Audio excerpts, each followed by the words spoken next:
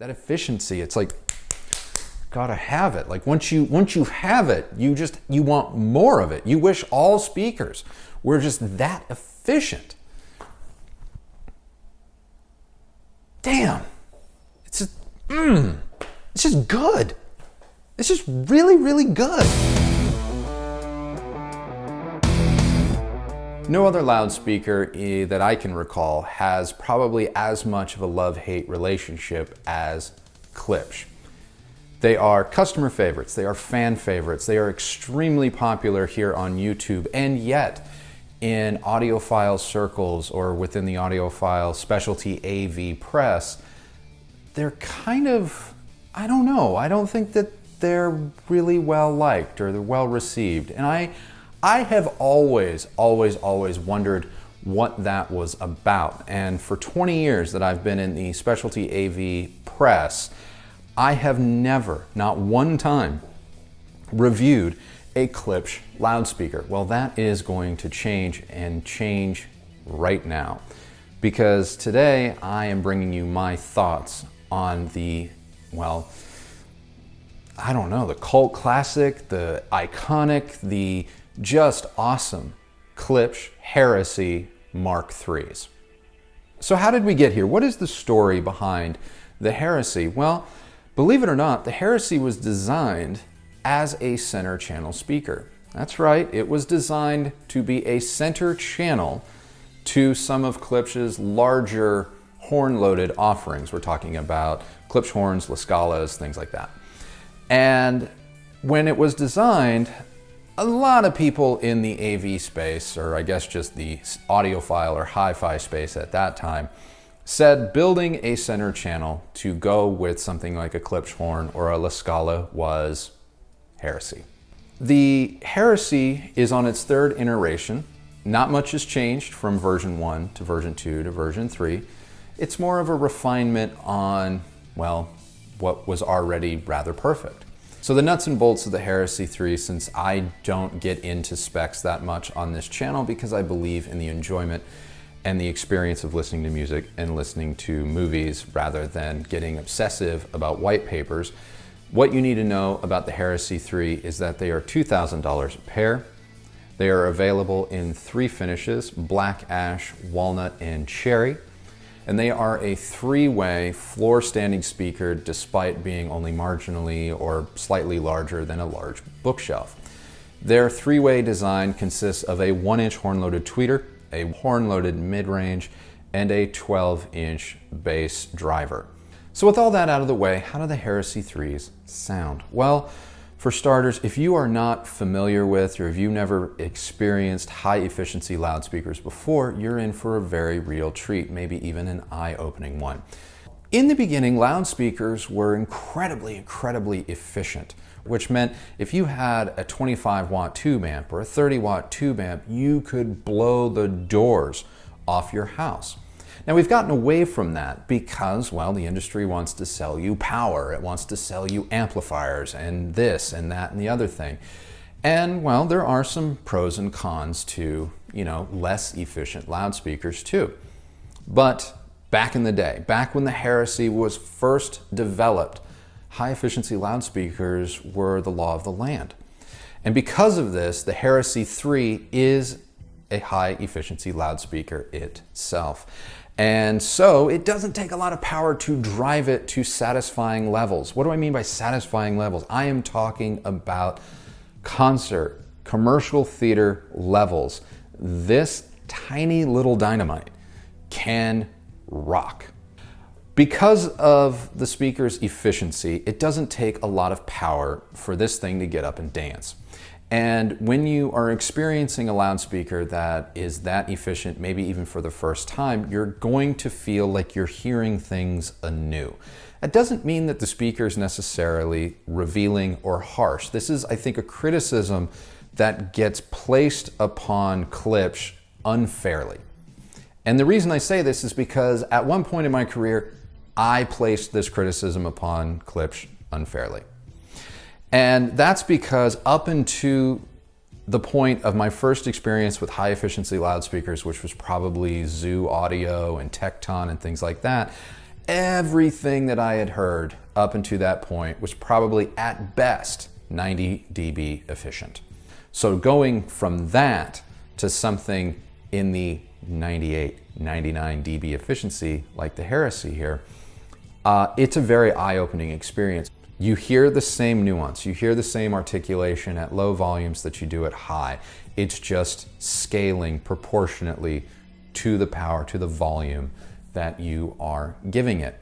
Whereas less efficient speakers don't feel like they come alive until you really, get on them, until you, give them the juice. And that is what makes something like the Heresy, or maybe all Klipsch speakers for that matter, kind of a double-edged sword.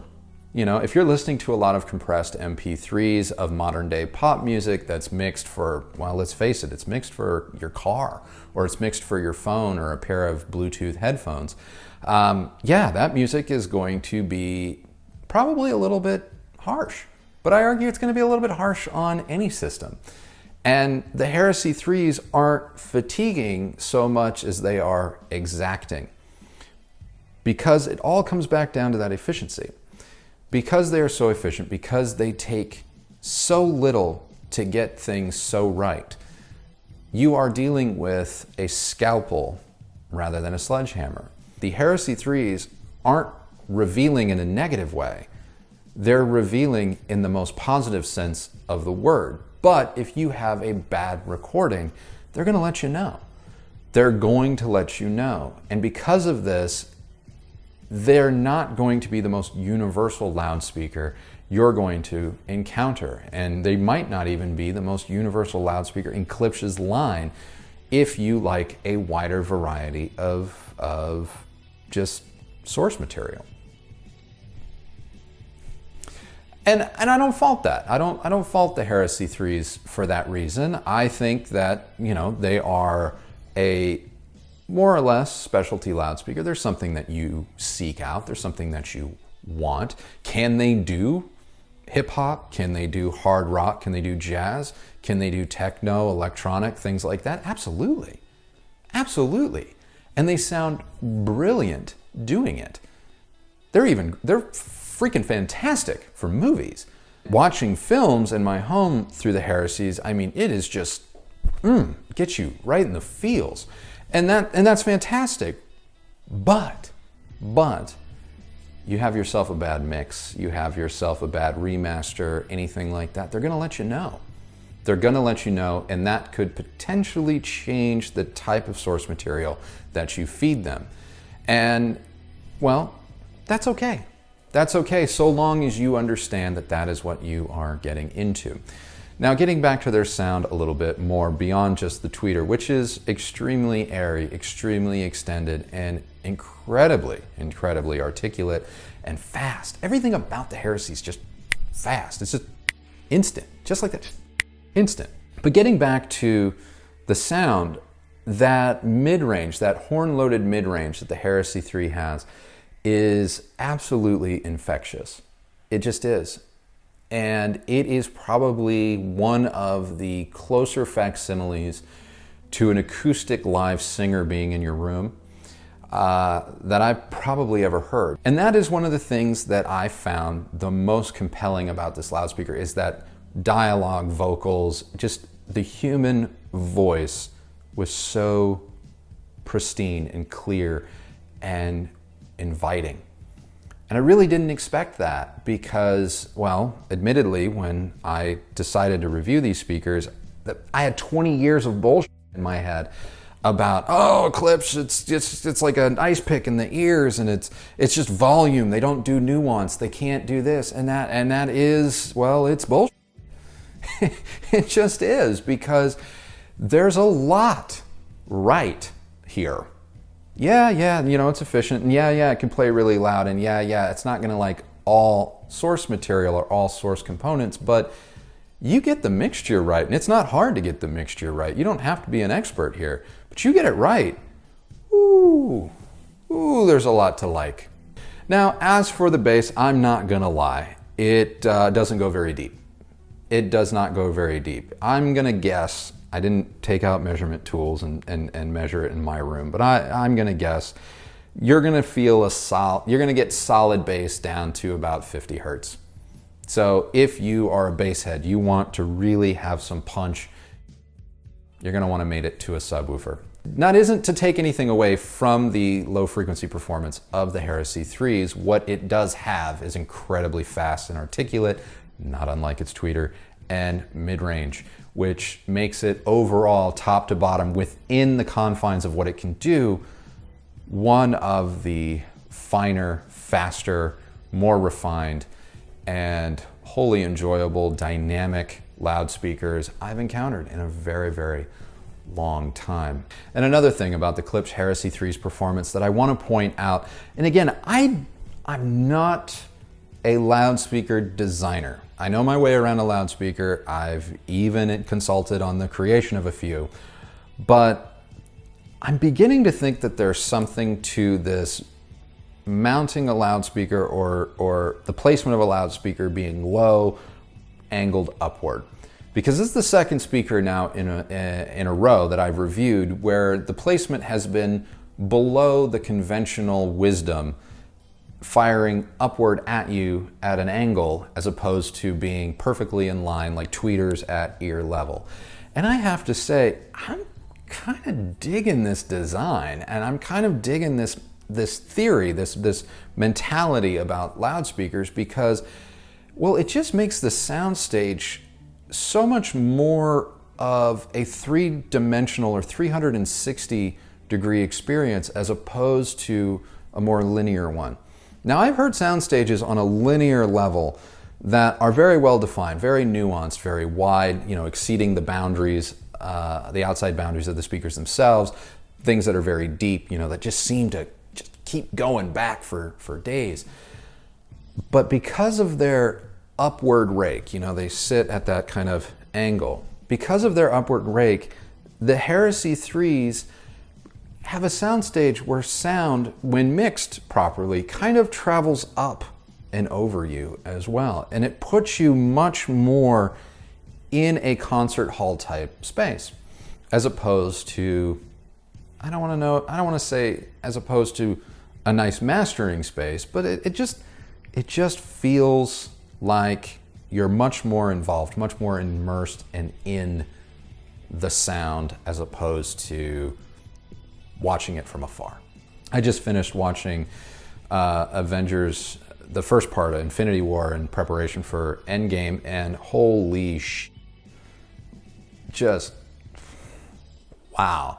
I would be hesitant to say that in my room that I would require more than 2 speakers, especially if those speakers were Heresy 3s, because of the sound being so big, so just raw and energetic and fun and room filling while still being nuanced, detailed, and, well, textural.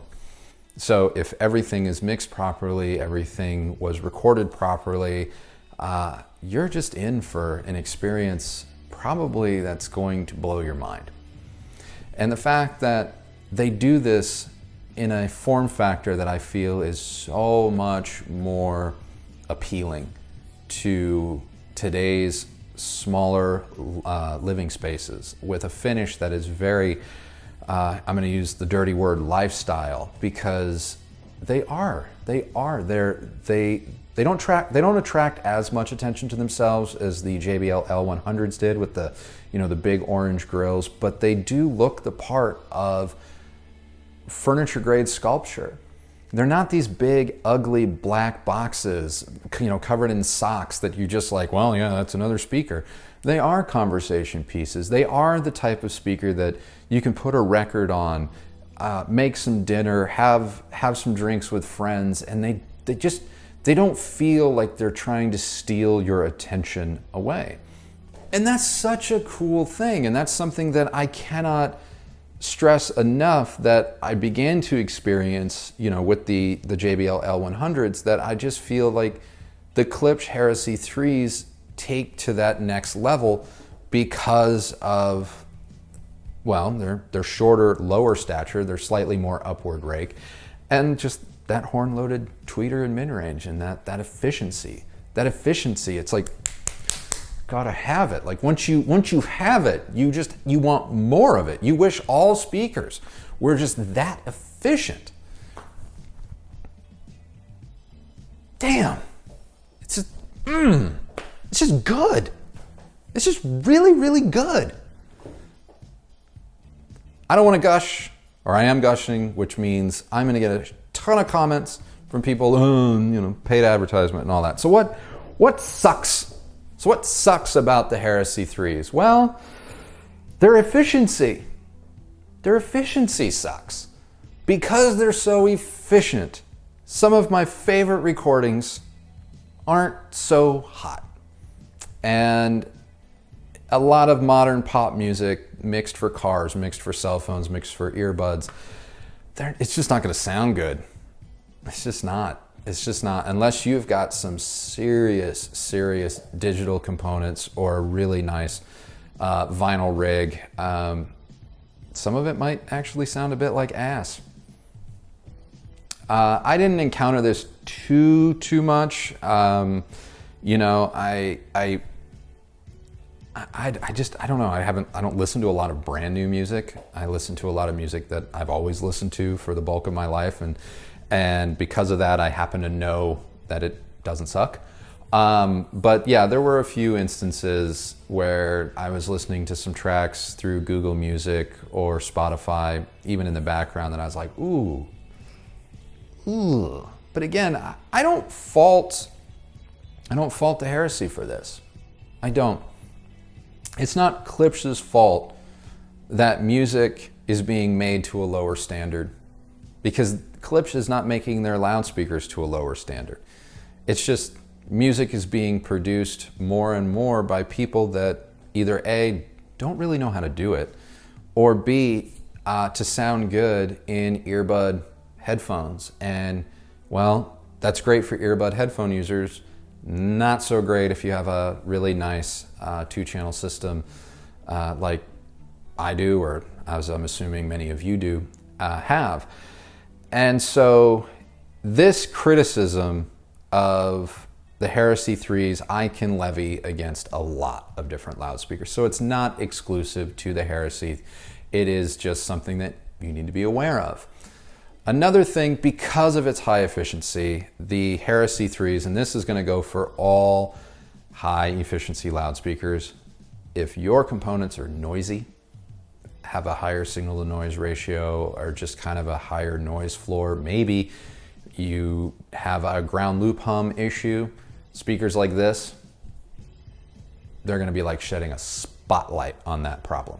And that's just one of the drawbacks of all high efficiency loudspeakers. Klipsch is not the only one that suffers from this. That's one of the caveats that you just have to learn to live with. Yes, they do require a subwoofer. It's not that you need an awesome or super expensive subwoofer. You just need something to augment that bottom end just a little bit. Outside of that, I mean, gosh, they're just a really easy speaker to love, and they're just a really easy speaker to live with. So yeah, there you have it. That is kind of my long-winded, self-discovering review of Klipsch's Heresy 3 loudspeaker. Tell me what you think in the comments below. And as always, if you liked this review, please do give it a thumbs up. And if you like this channel, please do subscribe, hit the bell so that you can be notified when new videos come out. But yeah, that's all I have to say on that. So thank you all so very much for watching. Remember, the only person that has to like your system and the way it sounds is you. So until next time, everybody, thank you so very much for watching, and we'll catch you on the next video. Bye.